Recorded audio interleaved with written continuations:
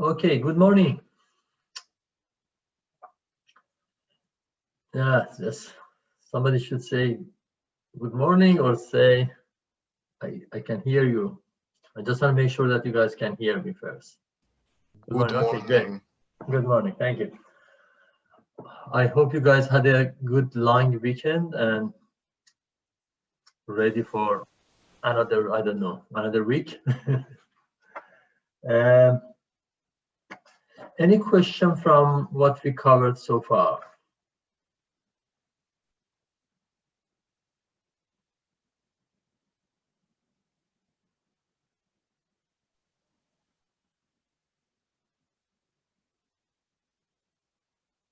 All right. The question is, when is the midterm? Let us finish chapter 4. I just want to make sure that we finish chapter 4 today, and also we have lab based on chapter 4 again this week. And I'm going to talk about midterm exam and the date next week. Let's talk about that one next week when we are done with chapter 4, because the midterm is all the way to end of chapter 4. We'll talk about that one next week, about midterm exam and the date next week. How many files we are supposed to hand in for assignment 5? Regarding the assignment, let me just make sure that everybody is clear. Adam is going to mark all the assignment in this course. Okay, then my suggestion is talk to him directly, send him an email and ask him what is the format or any types of question that you have. I don't want to have some sort of miscommunication here. And because I'm receiving email from some student, they are asking about assignment, and I always forward to Adam. Please contact Adam directly because he's going to mark your assignment, and I don't want to intervene, and by the end of the day maybe you are losing mark because of miscommunication. All right, it seems that there is no question. Let's just move on and look at the material that we're going to cover in chapter 4, and hopefully we can finish chapter 4 today. Okay, let me see. PowerPoint, let me share the PowerPoint.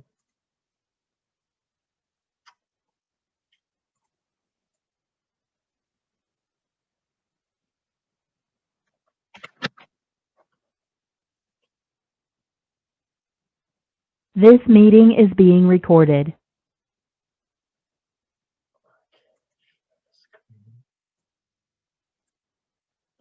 All right, I hope you can see the PowerPoint here. And what we have this week, we are going to continue chapter 4, which is dielectric stiffness method, and also SolidWorks simulation for FEA for truss structure. And before talking about the truss structure, let's minimize this guy from here. All right. Before talking about the FEA of truss structure, let's go quickly look at the concept of truss. As you remember, hopefully you can remember, from last year, MEC 1140, a static course, we have truss structure, and all the members in truss structure is called truss member. And in order to consider a structure as a truss, there was a couple of constraints, or there are a couple of conditions that we need to consider. If you look at here, it's the typical truss that we have in civil engineering and also mechanical engineering field. And there are some joints, and all the members are connected to each other through those joints, and the forces are applied to the joint, and also there are some fixture. Depending on the type of truss, we have different types of fixture or support.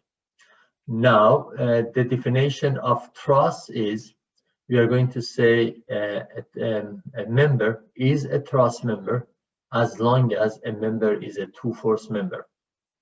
If you remember, we say if the, for example, member CD, it's a trust member as long as the member is either in tension, in compression, or tension. This is the meaning of two-fourths member. It means that all the forces are going to apply at 2 points, and in truss structure, those points are joints. And that's the case for all of the members that you have here. All the members are two-fourths member, and all the joints are pin joint. If you have 2D, that would be hinge. If you have 3D, that would be spherical joints. Then two conditions so far: two-fourths member, and all the members, all the joints should be pin joint in 2D or a spherical joint in 3D. Also, we call the structure truss structure as long as all the loads are going to apply to the joints. See, for example, we have 10 kilonewton here, 10 kilonewton here. All the loads are going to apply to the joint, and the reason is that if you don't apply the load to the joint and you apply to the member, somewhere here, for example, then what's going to happen? The member is not two-fourths member anymore, and we cannot call it truss structure. Nothing wrong with that. You can apply the force to the member, but then you have beam, and you don't have truss. That's a definition of truss structure. Just a quick reminder from what we learned from static and also strength of material course. Now, in FEA, we have the same issue. In FEA analysis, we say if you want to deal with truss structure, then you need to consider all of those assumptions that you made. And if those assumptions are not met and any of those assumptions is not valid, then you do not have truss structure, and you are not supposed to do FEA analysis for truss structure. You need to apply do FEA analysis for a frame, which is we are going to cover in chapter 5. I hope that the limitation is clear here in terms of the material that we are going to cover, and do not use truss analysis for frame analysis. All right. Now, next is truss element. What we have here in terms of truss element, the same as what we had for one-dimensional beam element. We have a member. We are going to say each member. When I say member, for example, this member 1, 2, I mean one of those members that you see here. All right. Then what's happening here is we say we have a member, and the member we know is either in tension or compression. Then it's a two-fourths member. Then I'm going to, in order to simplify the procedure, I'm going to say, you know what, there is a coordinate system along this member U and normal to this member, which is V. We have V and U coordinate system. Also, we have global coordinate system, which is X and Y. This U and V depends on the member. From one member to another one, that UV is going to change in terms of the orientation. But XY is always fixed. X is along X-axis and Y is along Y-axis. And I'm not going to go through the proof of those equations. You have all the material in your text. What I'm going to say here is I'm going to jump to this equation, this one. Please go ahead and read the textbook, but by the end of the day, this is what you want, honestly. You don't need, in terms of the application in this course and direct stiffness method, you don't need to prove those equations, but if you are interested, the proof is in your textbook. By the end of the day, after lots of calculation here, you reach to the point that you have KE, which represents the element stiffness matrix, and is AE divided by L. And as you see, we have 4 by 4 matrix. If you remember from one-dimensional beam element last week, we had 2 by 2. We had K, minus K, minus K. Now, in this case, as you see, we have 4 by 4. And the reason we have 4 by 4 for elemental stiffness matrix is, if you look at here one more time, and look at each node. For example, node number 1. Node number 1 has 2 degrees of freedom. It can move along x-axis and can move along y-axis because we have hinge. Yeah. If there is a hinge, then we have 2 degrees of freedom at node 1. Same goes at node 2. We have 2 degrees of freedom at node 2. Then total, we have 2 nodes. Each node has 2 degrees of freedom, and the elemental stiffness matrix is the number of nodes times number of degrees of freedom. We have 2 nodes and we have 2 degrees of freedom at each node. Then your elemental stiffness matrix will be 4 by 4 instead of 2 by 2 that we had previously. Now, if you look at here, C and S stands for cosine and sine. For example, here you have cosine square theta, or S represents sine theta. Then what you have here is you have AE divided by L. That is, A is a cross-section area, E is the modular Young modulus, and L is the length of this member. Theta represents the angle from x-axis to the u direction, or to the member direction. That is theta. Then if you look at here, and for example, for this particular truss, you can say, for example, this member AB. Here, what you have L, that represents the length of this. E is the material, and theta would be that theta. For example, in this case, I don't know, let's say 10 degrees from here to here. Then you have the angle. You have the angle theta, you have A, you have L, and you have E. Then easily you can create this matrix. I hope it's clear. Now, if you do that, then you're going to use the direction stiffness method in order to assemble all the elements together and end up with, again, with the equation between force and displacement, F equals KD. And F, as you know, represents applied force and reaction force. At each node, you have applied force and reaction force. However, what we have here, we have applied force along x-axis, reaction force along x-axis, and applied force along y-axis, and reaction forces along y-axis, because the pin joint, you have 2 forces at each joint. And displacement represents displacement along x-axis, displacement along y-axis. I hope that is clear. Then what you have here, you have this time we have 2 displacement along x-axis and along y-axis. And if you do that, if you just create a vector representing all the displacement, create a vector representing all the forces, the challenge here is, again, same as before, create K. And K is a little bit tricky in terms of truss. But what I did in order to make it clear, in the textbook, if you look at the textbook, let me stop sharing this one and go to the textbook.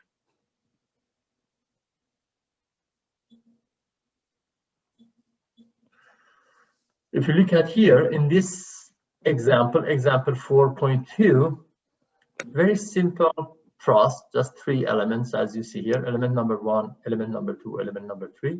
We have 3 elements here. And what I did, I said, okay, I'm going to create those theta. See, clearly say what are those theta. Theta is 90 degrees for element number 1. For element number 2, which is connecting 2 to 3, is 135. And element 3, this one is 0. Length for this one is 200. For this one is 200. And you can calculate that one, which is 28. 200 centimeter, I mean. An area is given. I can calculate the area, but those terms, cosine, sine, cosine square, sine square, cosine theta, sine theta, don't worry about those one. As long as you identify theta and L and A, those comes from the code. We are going to write the code. We are not going to multiply those by hand. And I'm going to show you how. Now, in terms of what I did here, I said I'm going to find KE. KE represents element stiffness metric. See this equation? That's a scale equation here. What's happening here, I'm going to say K1. In K1, I'm going to replace L1, A1, and theta is 90 degrees. All I need to do is write this code and substitute the numbers. For K2, you have A2, L2, and theta 2. For K3, same. Then what you will end up with, which is these three metrics, 4 by 4, that represent element stiffness metrics. And now, somebody's talking, let's see. Okay. And now, we have all three elements, and in order to find global stiffness metrics, I'm going to say global stiffness metrics should be 6 by 6. The reason is we have three nodes, 1, 2, 3. Each node has 2 degrees of freedom. Then what's going to happen? 3 times 2, 6. Then your global stiffness metrics at the end of the day should be 6 by 6. And here is what I did in order to make sure. Oh, sorry. Okay, yeah. So yeah, some reason happened here. Well, let me give it a try one more time. Now you can hear, you can see. Yes. Okay, sorry, it's frozen for some reason.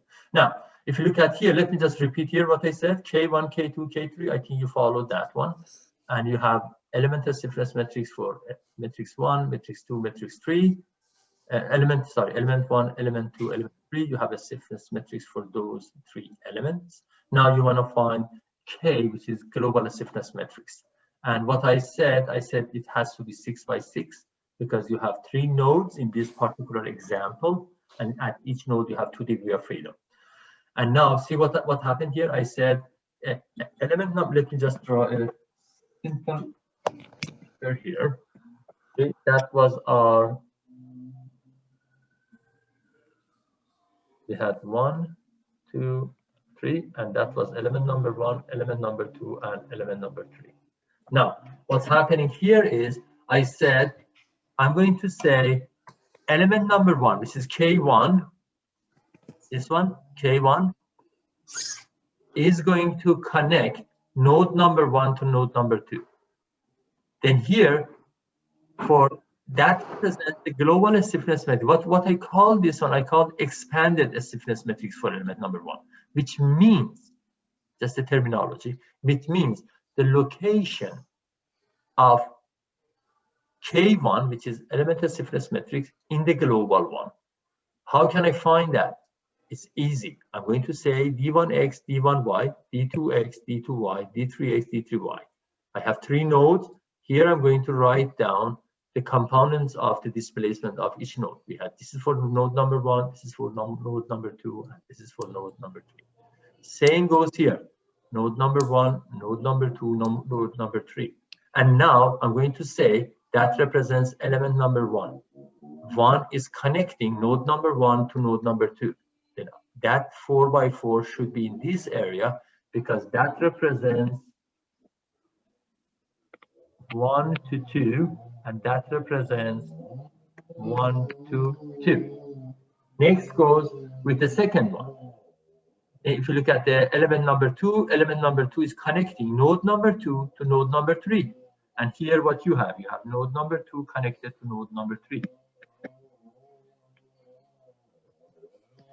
Sorry about that noise, it comes from outside and my windows are closed. I can't do anything. There's a construction outside of my building. Now, the third one is here. As you see, now the third one is connecting 1 to 3. Now what you have 1 and 3. 1 and 3. This is what we have. Then that would be expanded of element 1, expanded of element 2, and expanded of element 3. Now, I'm going to sum them up. Sum all those three together, and you will end up with global stiffness matrix. And now we are going to write down F equals K D. But as I said, D is dx, D1x, D1y, D2x, D2y, D3y, D3x, D3y. And same goes with the forces. Next, we are going to, as you see here, we are going to apply boundary condition. We know that in joint number 1 is fixed, that there is no displacement in joint number 1. We know that joint number 3 is a roller, then that one is 0. And here, see what's happening here. We have applied force, reaction force. At joint number 1, there is no applied force. Let me just quickly show you the problem. See, here, there is no applied forces. We have only reaction. Here, there is no reaction, but we have applied force. And I'm going to replace those in this equation. See, I'm going to say in node number 1, there is no applied force, well, I have 2 reaction. In node number 2, there is no reaction, but there is 1 applied forces. And this is a tricky area that you have to apply your boundary condition properly. The rest is easy, although I find that I put a simple approach here, but since you know how to use MATLAB, even you don't have to follow this one. You can start from this one and write the code. And if you do that, this is what we have. See, the coding is more or less, we have the same concept. We are going to use symbolic. Let me share with you the MATLAB directly. See, we are going to define the symbolic variables. We are going to define theta. Theta 1 is 90 degrees, theta 2 was 135, and theta 3 is 0. I have the magnitude of E.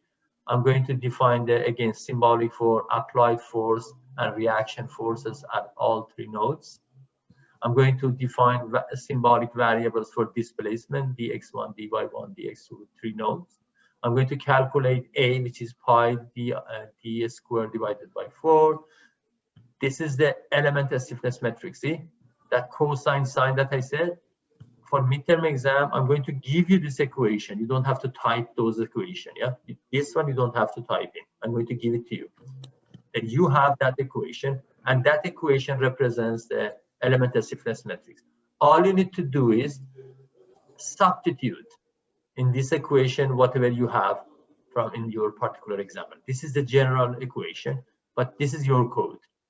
This is what you are supposed to write down. You will be given this code. Then here you are going to find K1, K2, K3, and you are going to sum them up. See, you're going to sum them up, sum up all of those Ks, and you're going to create the equation, 6th equation, and this area is more or less same as what you had before. You're going to create S equals KD, equation 1 all the way to equation 6, and you are going to rewrite 1 line code, which is solve those equations.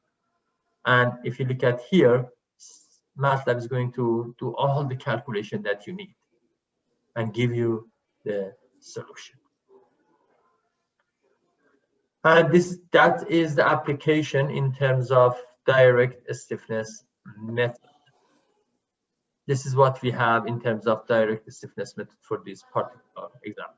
That example 4.2, and also tutorial 4.2 are very interesting in terms of those are, as you see, it's a simple structure, but the concept is clear how to apply direct stiffness method. Please mute your microphone. Some of you, your microphone is not mute. Otherwise, I kick you out of Zoom meeting. All right, thank you. Now,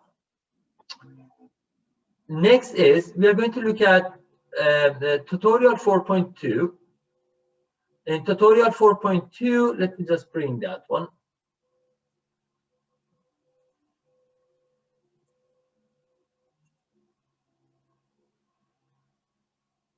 I'm going to open tutorial 4.2 and talk about the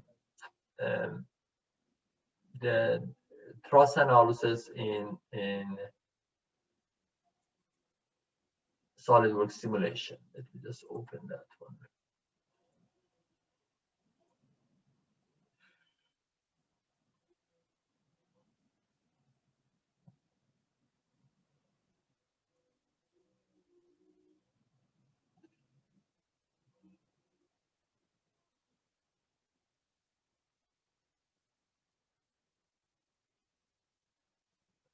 Give me a second.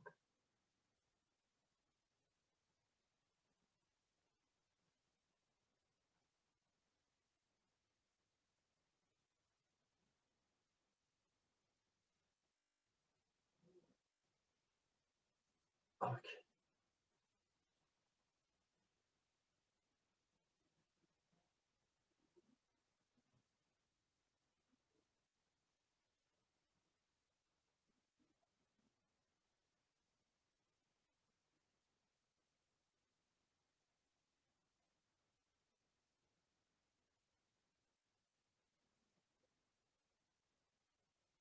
Okay, hope you can see SolidWorks. If you don't see SolidWorks, let me know. I'm sharing SolidWorks right now. And if you look at here, this is the CAD environment. In CAD environment, I'm going to create this process structure by using conventional tool like extrude and so on. Yeah.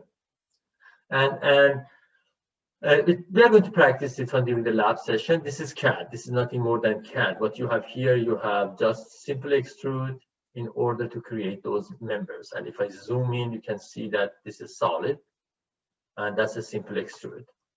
All right. For at this point, what you have solid elements. However, if you remember, we said we need to create multi-body environments. Same goes here.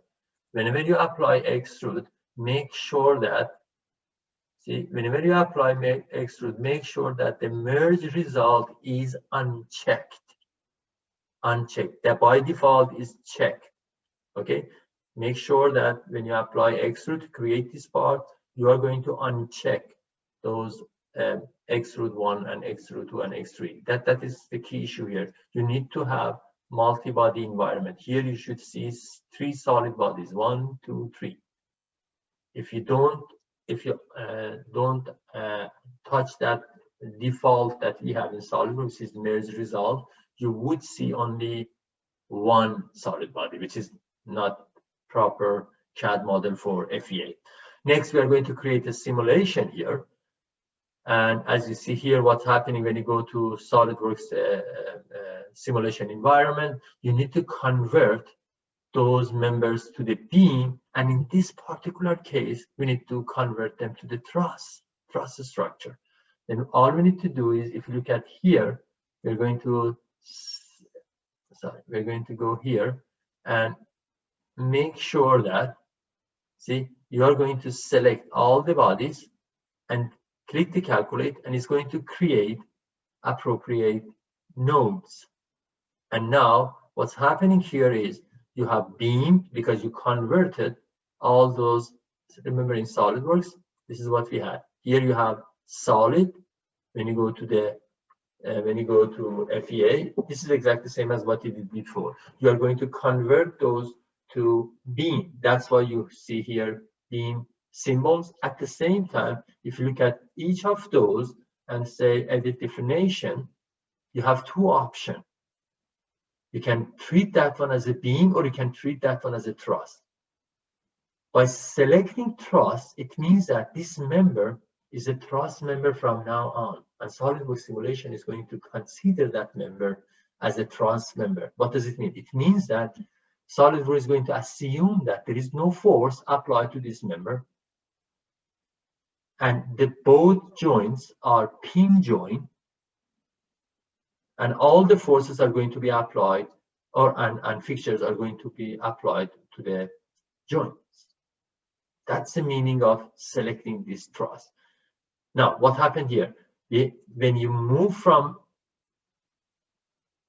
SolidWorks, from this environment to FEA environment, you are going to convert first all the members to the beam. Then you are going to say this is a trust member from now on. And if you look at here, it's going to show you L bracket, something like an L bracket here. See? This is different from the symbol that we have for beam. Beam is I beam. The icon in SolidWorks is I beam. But if you look at here, the icon is trust. It means that what you did here, you assume that all of those members are trust, and your analysis is trust analysis from now on. But the rest really is nothing new. You are going to apply, say, fixed geometry. You are going to apply different types of constraint. Let me just show you what's happening here. Let's just make that one a little bit big in terms of symbol size.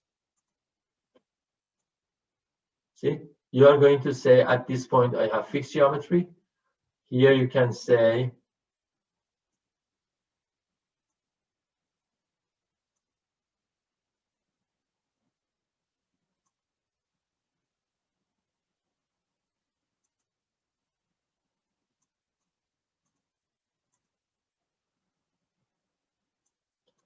here you can increase that one. See here what I have roller. The difference between, you can see it here, see the difference between these two is here is just a roller. It means that at this joint cannot move up and down, but it can move along x-axis. See here you have that member is there.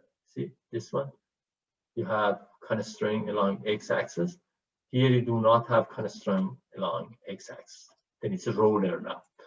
Anyhow, my point here is in terms of boundary condition, fixturing, and force that you are going to apply is exactly the same as what you had before. Nothing really new here. All you have new in terms of frame analysis in SolidWorks simulation is make sure that you are going to convert the members to the beam first, and then to go and define them as a truss member. And you can run the simulation, and in terms of post-processing is exactly the same as what you had before. In terms of the post-processing, we have here, for example, here if I go to edit definition, here as you see, you have different unit. You can print different types of result. You have 3 tabs: definition, chart option, and setting. All are exactly the same as what you had before. And if you look at here, if I go, for example, and go and measure, probe this member. See, I'm going to probe here and see if I select this point, it says how much? 72. If I select this one here, sorry, this one, it says 50, and that one says 50 again. But as you see, I cannot select this area because what you have here, this is a 2-force member. If the value of stress is 72 here, it has to be 72 here, everywhere, because it's a 2-force member. But if you had, remember, if you had beam, is different. It depending on where you are going to measure. But here, what you have truss structure. And there are different types of post-processing in terms of the displacement. If you go to the displacement here, you can say that the displacement, I can say go on here and say probe, and I can measure the displacement at this point. And as you see here, this is displacement is given. That's the total displacement. Is very, very small. Yeah. And also you can come here and for example, go here and say, interesting thing that we have here is we can say least result force, and here one option is reaction force. See, if I select that point and say update, is going to give me the reaction forces. And the magnitude of reaction forces Fx, Xy is given, also is give you positive and negative. Positive and negative means that it's going to give you the magnitude of the reaction forces based on the global coordinate system. For example, if you have minus, here in this case we have 100K or minus 1 power of 10 plus 5. In this case, what you have, it's the magnitude is negative. It means that the force, the opposite direction of force is opposite of x. Or if you look at here, you can see it better. See, it's negative. This is the magnitude of x component of the reaction force, and that would be the direction of x component of reaction force. And same goes with the y direction. And as you see here, that number is almost 0 because this is a 2D planar structure, truss structure. Then we do not have z component, which is normal in this direction. But however, it shows minus 1 time power of e minus 13, which is, I don't know how much is that. It's almost 0. It's the, I think it's the weight of hair, one of your hand hair, if you just measure something like that. It's very small, and that's a numerical error. That's a numerical error, but it's very, very small. We are going to consider that one as a 0. But if compared to the number, for example, this one, compared to the magnitude of force here, that magnitude is almost 0. You can measure the reaction forces, you can measure the displacement, you can plot the different types of plot. But those kinds of post-processing tools are available. Let me repeat what I said one more time. I want to summarize this tutorial. In this tutorial, I'm just talking about workflow. The detail is we are going to practice this week. The workflow is if you don't use what is called, if you remember, we had, let me show you here, we had weldment. Where's weldment? There you go. If you don't create the parts using weldment, those structural member, which is that's the case in the tutorial, you're going to use extrudes, then you will end up with solid. When you go to FEA, you need to convert those first to beam and then to the truss structure. In terms of boundary condition fixturing and forces, nothing new here. What you have is exactly the same as material that we had before. In terms of the result, you can plot, same as before, you can plot all the types of stress and also reaction forces, displacement, and those kinds of parameters that we have. And based on the project, depends on what is the parameter of interest, but you can measure all of those parameters.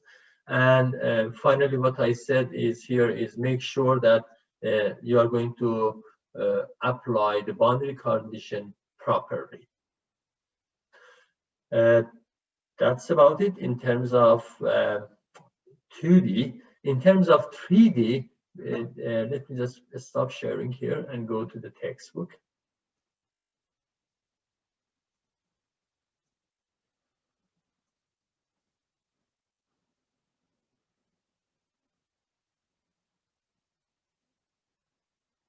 See, in terms of 3D, there are those equations for 3D is beyond the scope of this course, okay? The equation that you see for 3D truss analysis based on direct stiffness method, same procedure, but a little bit more maybe terms and maybe component, because in this case you have 1, 2, 3, 4, 5, 6. Your element stiffness matrix will be 6 by 6 instead of 4 by 4. The reason is now what you have here, you have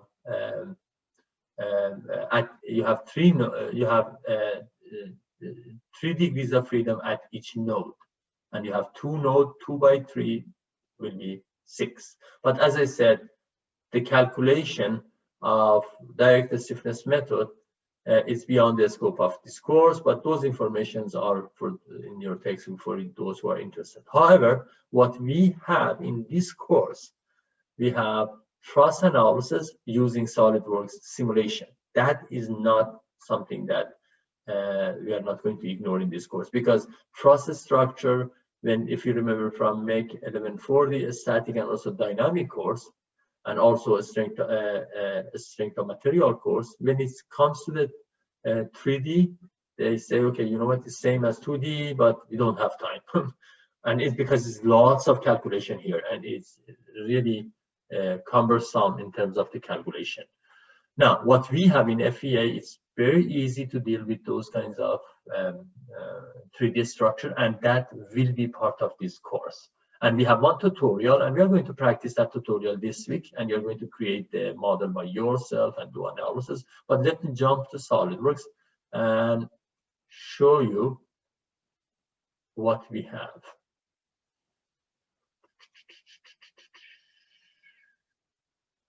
SolidWorks, there you go. We close this one and say, don't save. Fine, open. Tutorial 4.3. There you go. Again, don't worry how to create those. We have 3 hours this week during the lab session to work with that.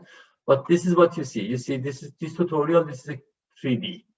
And in order to create the 3D, we need to create the 3D sketch. We are going to demonstrate that one during the lab session this week. Then you are going to create the 3D sketch. And what I did, comparing to tutorial 4.2, in this one, I used structural members, meaning that if you look to zoom in this area, see, I'm going to use weldment. Those are ready to use in SolidWorks. But the rest is same as before. You are going to create a simulation model here. You are going to apply force. You are going to apply constraint, run the simulation, and do different types of measurement. Maybe the only thing that you need to consider here is how to create 3D model, weldment, and truss structure when we have 3D. And this is what we are going to practice. Then what we covered so far, let me summarize. We talked about direct stiffness method for truss structure. We said the element size would be 4 by 4. You are going to use expanded element metrics, which is you are going to find the global stiffness metrics, and you are going to develop the stiffness metrics for each element and sum them up in order to find global stiffness metrics. It sounds complicated, honestly, but when you do the practice during the lab session, you can see what's going on. It's not that complicated that I'm explaining right now, because this is the nature of matrices. It's easy to apply, but it's very maybe lengthy when you want to explain them. One more thing, we talked about how to use SolidWorks simulation. We said for 2D truss structure, we are going to do direct stiffness method and SolidWorks simulation. Both are in this course. For 3D, we said we are not going to do direct stiffness method, but we are going to have SolidWorks simulation to solve 3D truss structure. And also, I mentioned the main challenge for 3D truss structure is to use the tool that we have in SolidWorks in order to generate the 3D structure, and that is CAD issue. But the rest would be more or less same as what you had for 2D and even for 1D. All right, that's it. Let me stop sharing and stop. The recording has stopped. And let's see if you have any question. You should have lots of questions.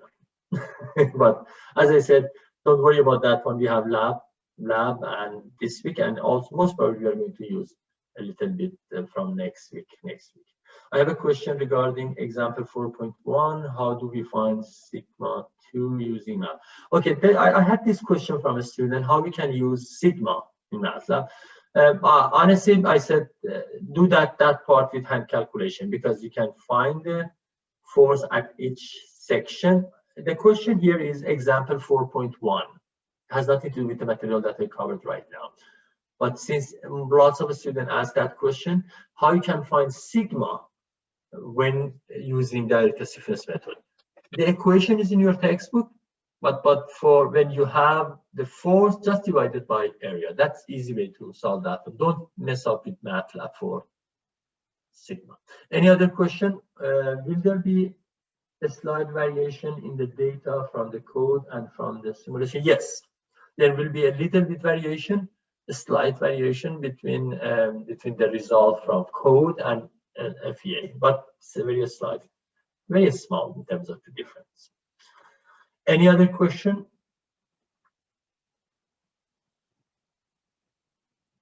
All right.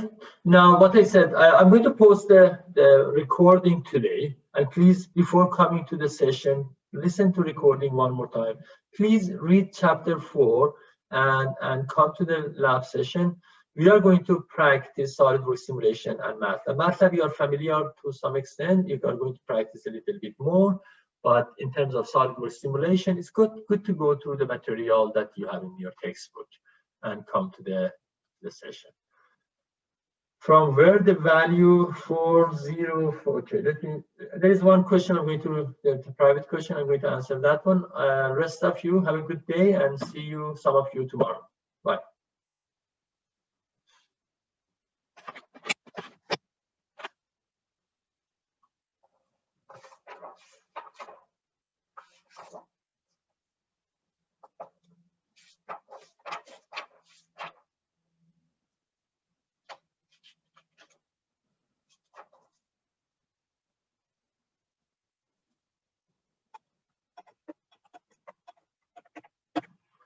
Mandeep, can we talk?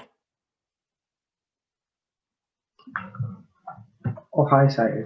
Yeah, what page you are talking about? I'm talking about example 4.1, and I'm not able to find the value of sigma 2 because there is an arbitrary value used here. So I'm not able to find out from where this value came. Sorry, one more time. What page you are talking about? I'm talking about page number 4.9. Okay. Yeah. And what is the question? And my question is how to find out the value of sigma 2. Sigma 2. Oh, that force. Good. Yeah. I see. That 404. See, let me just share with you. Just draw free body diagram of, just cut the beam at element 2, yeah, and find that what is that? 40416. Yeah. That is, if you look at, where is that? That's a magnitude of force at that cross section. It comes from free body diagram. Okay.